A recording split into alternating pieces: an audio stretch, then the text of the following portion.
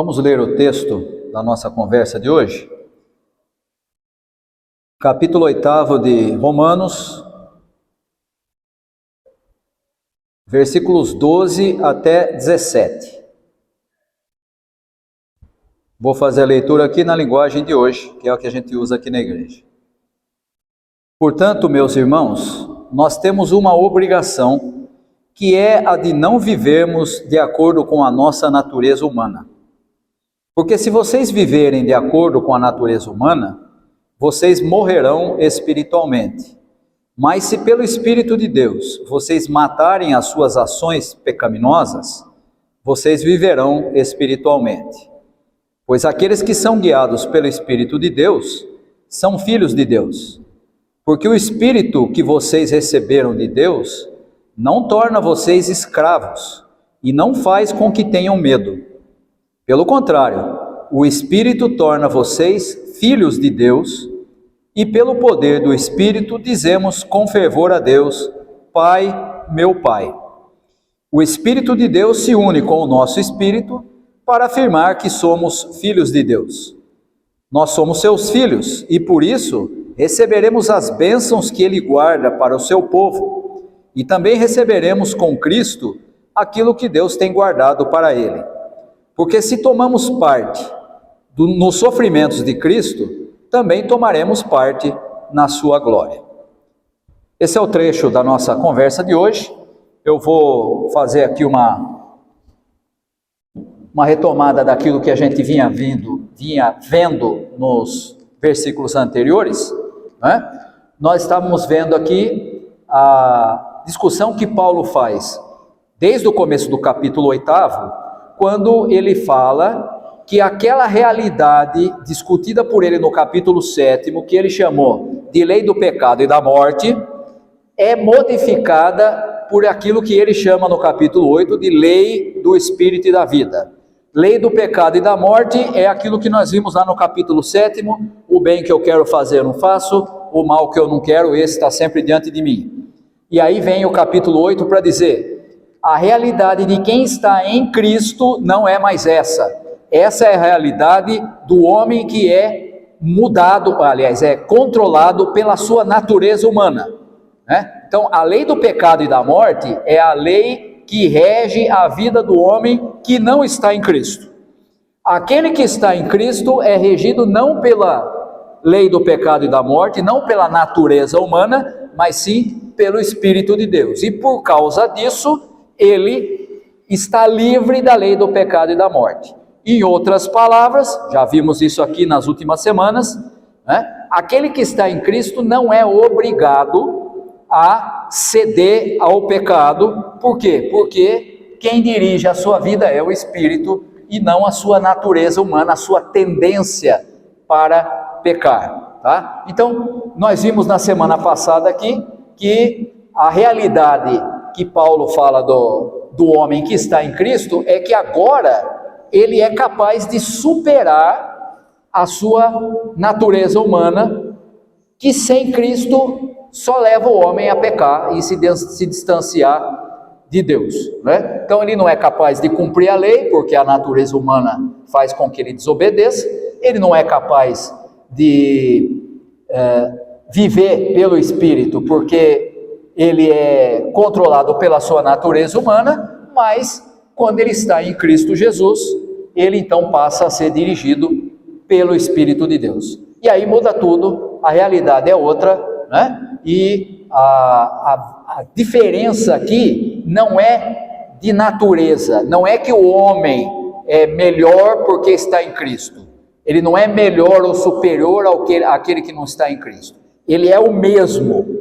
O mesmo homem que está sem Cristo é igual ao que está em Cristo. A diferença é que o que está em Cristo recebeu a presença do Espírito e por isso agora ele pode obedecer a Deus, tá? Então não confunda, que é uma coisa muito comum hoje em dia, achar que porque o sujeito é cristão, porque o sujeito está em Cristo, ele é superior ao que não está. Não é superior, né? A diferença não é ele, a diferença é a presença do Espírito, tá?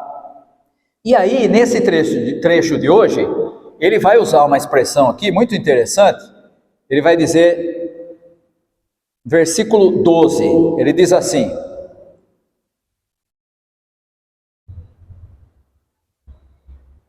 portanto, meus irmãos, nós temos uma obrigação. Está falando para quem? Está falando para os que estão em Cristo, né? Capítulo 8, os que estão em Cristo estão livres da lei do pecado e da morte.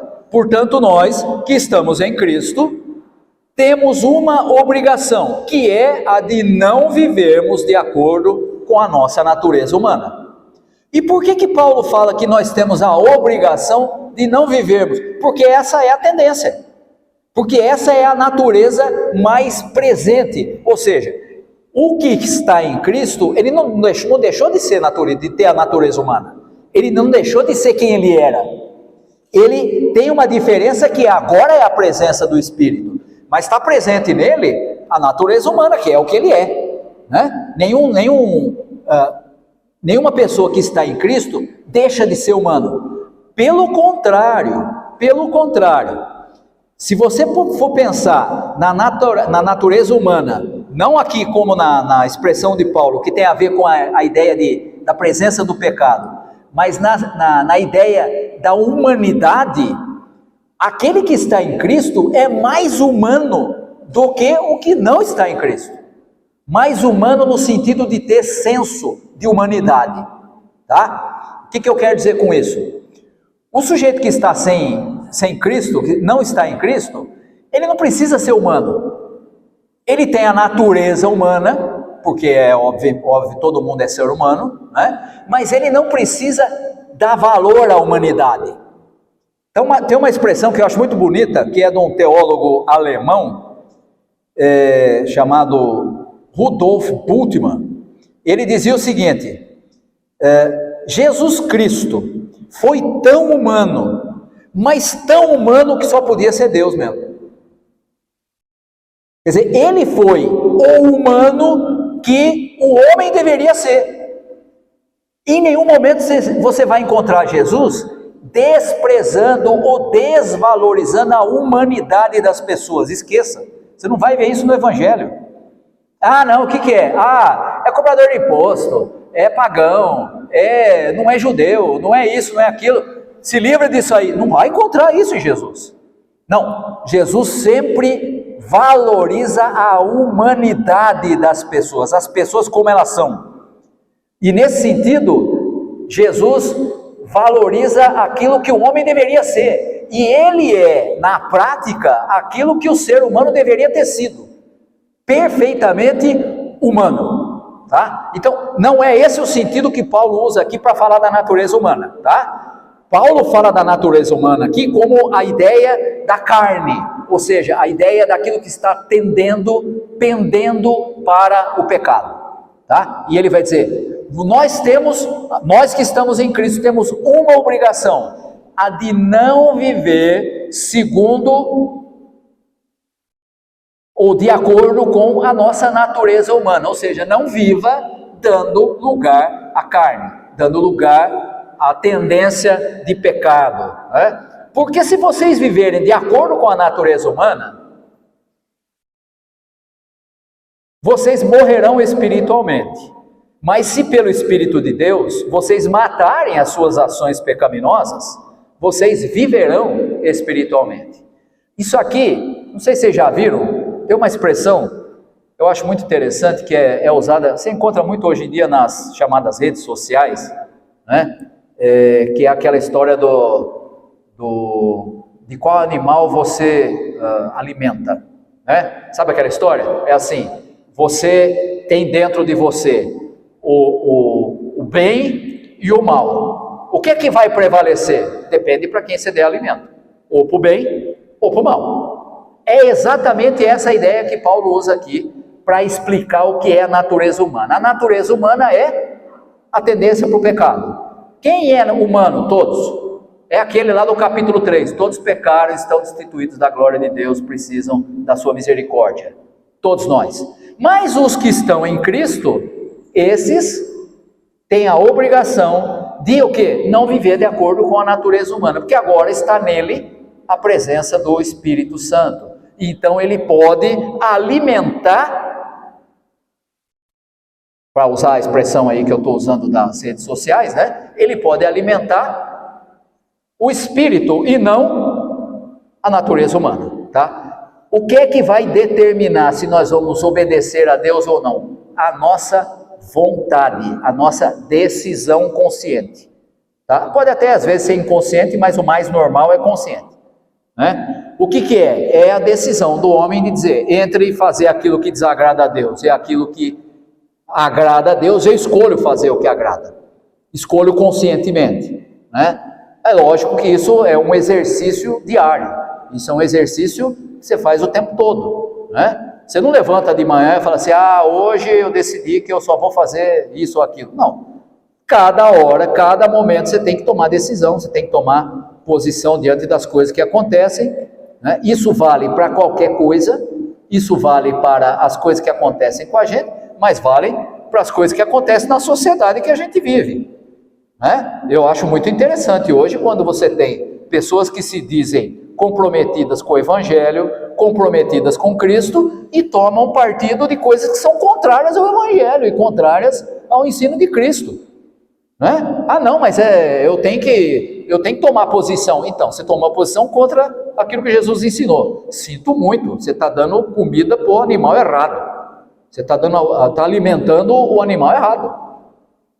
Você está apoiando algo que seja contrário àquilo que Jesus ensinou. Não importa de quem seja, de que linha seja, de que ideologia seja, é irrelevante, né? Vale ou o reino de Deus ou qualquer outra coisa. Ou qualquer outra coisa é qualquer coisa desse mundo que a gente vive, né? E aqui, o que Paulo está dizendo é, nós temos a obrigação, nós que estamos em Cristo, de não viver de acordo com a natureza humana, que todos nós temos.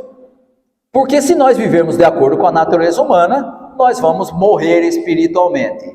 E isso significa, o sujeito pode se dizer, alguém que está ligado a Cristo, mas morreu espiritualmente. Por que morreu espiritualmente? Porque alimentou a natureza humana, não escuta mais o Espírito pode falar o que quiser, que ele faz aquilo que a gente chama de ouvidos mocos, né? Não escuta mais, né? Está surdo para as coisas de Deus, né? Aqui a gente poderia fazer uma comparação que é muito pertinente para os nossos dias, que é muito usual também, hoje em dia é muito comum. Tem muita gente hoje que é muito mais religiosa do que discípulo ou seguidor de Jesus. O que é religioso? É o sujeito que faz parte de uma religião. Pode ser católica, pode ser protestante, pode ser pentecostal, pode ser isso, aquilo. Ele adota os valores da religião. Não fuma, não bebe, não joga, não isso, não aquilo, não dança, não, sabe aquele negócio? O que ele faz? Ele não faz nada. O sujeito é né? Ele adota os valores religiosos. Ele pratica todos os ritos religiosos, não falta, contribui e faz oração e lê texto bíblico e tal. Mas o que acontece? Aí quando ele tem que decidir a vida dele, se ele vai seguir a Cristo ou ele vai seguir qualquer outra coisa, ele segue qualquer outra coisa. Não adiantou nada, tá? Morto espiritualmente, não escuta mais o Espírito. É religioso, mas não é seguidor de Jesus, tá?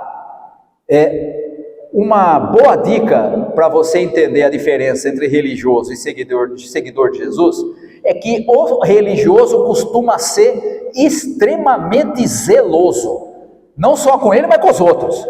Ele é louco para ver defeito na vida dos outros. Fulano fez isso, ciclano fez aquilo. É polícia do resto, né? O religioso é polícia do mundo e polícia dos outros, né?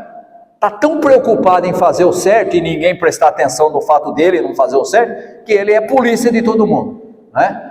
O que está preocupado em seguir a Cristo, ele está pouco se importando com se o outro está ou não. Ele pode se preocupar com o irmão, se o irmão está enfrentando uma dificuldade, para ajudar o irmão a superar. Mas esse negócio de virar polícia do outro, isso não combina com quem se decide a seguir o exemplo de Jesus. Até porque você não vai encontrar Jesus sendo polícia de ninguém, tá? Quer um exemplo disso?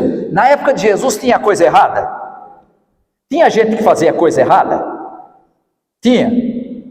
O pessoal que fazia parte da sociedade de Israel, tinha gente que fazia coisa errada, que era promíscuo, que era ladrão, que era corrupto, que era isso, aquilo. Tinha, sempre teve. Onde que você vê Jesus falando, não, nós temos que combater? Não. Ele não está preocupado em ser polícia de quem faz coisa certa e de quem faz coisa errada. O que Jesus anuncia é a mensagem do reino que liberta o sujeito de ser polícia dele mesmo e dos outros. E aí ele vai anunciar e vai ser combatido pela religião de Israel. Por quê? Porque ele ensinava uma coisa muito perigosa: amar o outro e amar a Deus. Onde já se viu ensinar um negócio desse? Não pode, isso aí é uma coisa perigosa. Porque se amar a Deus e amar o próximo, você não vai roubar, você não vai matar, você não vai... Nós lemos hoje aqui no culto, se o sujeito faz isso, está lá em Romanos, né, no capítulo 13 que a gente leu. Se o sujeito faz isso, se o sujeito ama o que é o seu próximo, ele não vai matar, não vai dizer falso testemunho contra o irmão. Por quê? Porque ele está cumprindo os mandamentos, né? Então, a mensagem de Jesus é extremamente revolucionária, porque ela faz com que o sujeito viva de outra forma e tenha outro ponto de partida, outro princípio de vida, que não é a religião. Então, hoje é muito fácil ser religioso, muito difícil ser seguidor de Jesus. E aqui Paulo está dizendo, vocês só têm uma obrigação, vocês têm uma obrigação, é evitar de ser ou de viver de acordo com a natureza humana. Por quê? Porque isso é o que você era antes de conhecer a Cristo. Agora, se você viver desse jeito, o que vai acontecer? Você vai morrer espiritualmente, né? É um defunto que caminha pela cidade. Está vivo, mas está morto, né? Mas se você ouvir o Espírito, versículo 13, mas se você, pelo Espírito de Deus, matar as suas ações pecaminosas, vocês vão viver espiritualmente. É o oposto. É isso que você tem que fazer, alimentar o Espírito e não alimentar a natureza humana ou a carne, tá? Versículo 14, pois aqueles que são guiados pelo Espírito de Deus, são filhos de Deus. Aqueles que são guiados pelo Espírito de Deus, são filhos de Deus. Você percebeu que aqui ele começa a separar Jesus de Genésio. Olha aqui, ele tinha dito no começo do capítulo 8, os que estão em Cristo, estão livres do pecado e da morte, da lei do pecado e da morte, porque agora estão debaixo da lei do Espírito e da vida. Agora ele vem e afirma com todas as letras, aqueles que são guiados pelo Espírito de Deus, são filhos de Deus.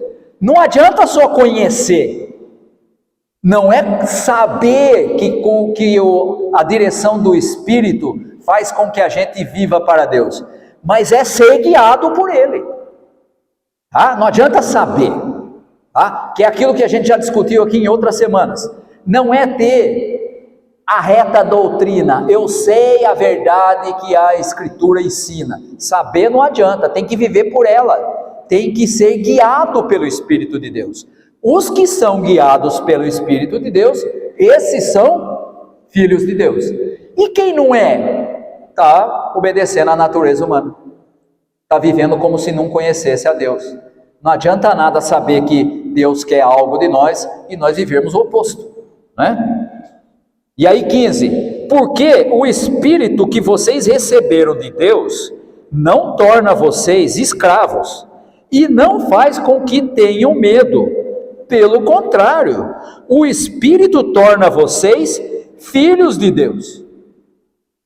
O que Paulo está dizendo? A verdadeira liberdade do ser humano está em ser guiado pelo Espírito de Deus. Se você não for guiado pelo Espírito de Deus, você vai ser sempre escravo do pecado, ou seja, aquilo que ele acabou de falar da chamada natureza humana. Na tendência do ser humano, você vai dar mais valor para a natureza humana e vai pecar. E aí, em vez de ser livre, você se torna escravo do pecado, escravo da natureza humana. Mas, se vocês receberam de Deus o Espírito, ele não te torna escravo e não faz com que você tenha medo. Quer dizer que o Espírito de Deus faz com que a gente não tenha medo? Sim. Por quê? Porque não é a nossa capacidade, não é a nossa obediência, não é a nossa fidelidade. Oh, como eu sou bom, olha como eu obedeço tudo. Não, é a presença do Espírito, que olha e que dirige e diz assim: eu sei que você não é capaz, mas eu vou te capacitar. Eu vou te dar as ferramentas para que você obedeça, para que você faça certo. E quando o Espírito faz isso, nós não precisamos mais ter medo, né? E muito menos ele vai nos tornar escravos. Por quê? Porque agora você é livre para dizer: não quero fazer aquilo que desagrada a Deus, né? O Espírito torna vocês filhos de Deus, e pelo poder do Espírito podemos dizer com fervor a Deus: Pai, meu Pai. Aqui é aquela expressão que os irmãos conhecem na tradução antiga, dizia Abba, Pai, né? Abi, a palavra Abi, sem o A no final, né? Só Abi, é Pai em hebraico, né? Abba, Pai, é a maneira como o Novo Testamento fala que o próprio Jesus se referia ao Pai, né? É como se ele estivesse dizendo: quando nós somos guiados pelo Espírito, nós podemos chamar a Deus de Paizinho, né? Meu Pai, Abba, Pai, é um tratamento próximo, é um tratamento de alguém que está em comunhão com Deus, em comunhão com o Pai. É isso que Paulo está dizendo aqui, né? O Espírito de Deus faz com que nós possamos dizer com fervor a Deus: Abba, Pai, né? Agora, se não vive de acordo com o Espírito, não tem comunhão com o Pai, não tem meio termo, né? E aí, como é que isso acontece? Está aí no 16. O Espírito de Deus se une com o nosso Espírito para afirmar que somos filhos de Deus, tá? Isso aqui, vocês vão se lembrar que eu falei a semana passada aqui, né? O Espírito de Deus se une com o nosso Espírito. O nosso Espírito que Paulo fala aí é aquilo que nós chamamos na semana passada de consciência, né? O Espírito de Deus fala na nossa consciência: você pertence a Deus, você é filho de Deus. Ninguém pode mudar isso, ninguém tem poder para tirar você das mãos de Deus, de ser filho de Deus. Imagina, você vai ter medo de quê? Como é que você vai ter medo se você pertence a Deus? Porque Ele te aceitou. Lembra lá do capítulo 1? Né? Fomos aceitos por Deus, é o tema fundamental de Romanos, né? Pela fé fomos aceitos por Deus, e agora somos filhos dele. Quem é que pode mudar isso? Ninguém, nem força, nem poderes, nem o diabo, nem o mundo, nem nada, né? Em Cristo, é o que ele vai dizer no final do capítulo 8, né? E depois lá no 12 ele vai voltar a falar disso. Nós somos mais do que vencedores, né? Quem é que pode mudar isso? Ninguém pode. E se não pode mudar, por que aquele que está em Cristo teria medo? Não tem medo. E por que ele não tem medo? Não é porque ele é bom, mas é porque ele sabe que está em Cristo, porque o Espírito testemunha na nossa consciência: você pertence a Deus. Não fique preocupado, não fique ansioso: será que vai ter comida amanhã? Será que eu vou ter como é que eu vou fazer com a comida, com a roupa, né? As coisas que fazem a gente se preocupar, não é assim, né? Paulo vai tratar disso mais para frente, né? E aí, o que Paulo está dizendo? O Espírito de Deus é que testifica com o nosso espírito, com a nossa consciência, dizendo: você é filho de Deus. Ele se une com o nosso espírito para afirmar que somos filhos de Deus. E aí, finalmente, o 17, que é o último de hoje: nós somos seus filhos, filhos de Deus, né? Nós somos seus filhos, e por isso receberemos as bênçãos que Ele guarda para o seu povo, e também receberemos com Cristo aquilo que Deus tem guardado para Ele. Na tradução antiga ficava até mais fácil de entender, dizia assim: somos herdeiros com Cristo e co-herdeiros dele, né? O que quer dizer isso? Que agora nós vamos participar da herança que Deus reservou para o seu Filho, Cristo. Olha que beleza, né? Você não é só alguém que está em Cristo.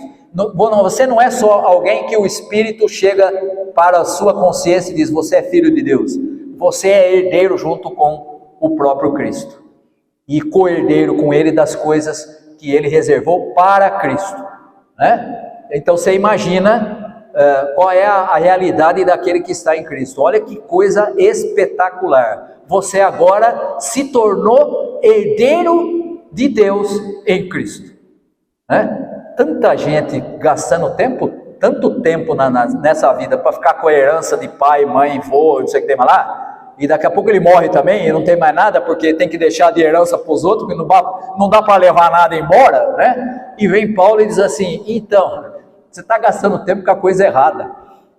Você que está em Cristo, você é co-herdeiro com Cristo, daquilo que Deus reservou para Ele. É muito mais do que essa porcariada que fica para trás aqui, né? E que Jesus chama de tesouros que a traça rói, né? E que o ferrugem come, e você não tem como levar, porque você vai morrer e não vai levar nada do que você acumulou, né? Olha lá, tinha 8 casas, 22 carros, né? E 2 iates e 3 aviões e 2 helicópteros. Morreu, ficou tudo para os outros.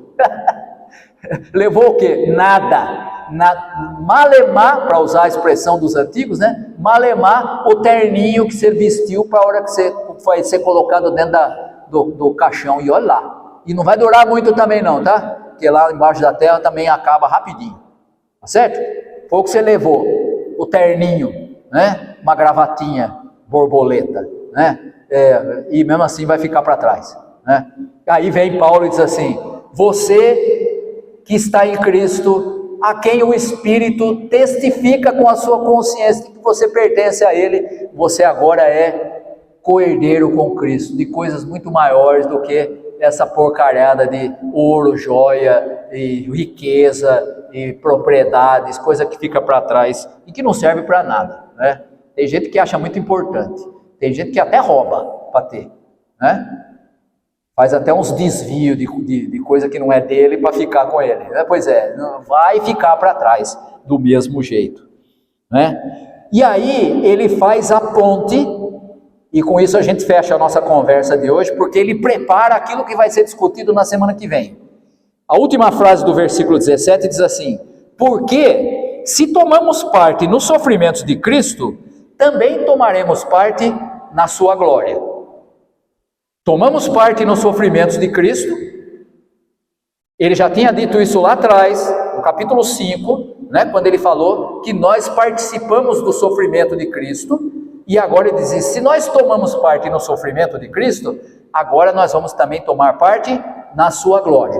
Ele vai explicar o que isso significa a partir do 18, mas nós não vamos entrar no 18 hoje, tá? Nós vamos entrar na semana que vem, e nós vamos do 18 até o 20, até o 30, né? Que é onde nós vamos ver a questão da participação nos sofrimentos e o que está reservado para aqueles que são de Deus, tá? Então por hoje nós vamos ficar por aqui, não vamos entrar no 18 em diante, porque começa um novo trecho ali que ele vai desenvolver outras ideias, mas ele já preparou aí, né? No versículo 17, aquilo que ele vai chamar depois da glória futura, né? O que é? Assim como nós tomamos parte nos sofrimentos, nós vamos também tomar parte na glória de Cristo. Mas isso é cenas do próximo capítulo. Semana que vem a gente retoma e continua, tá bom?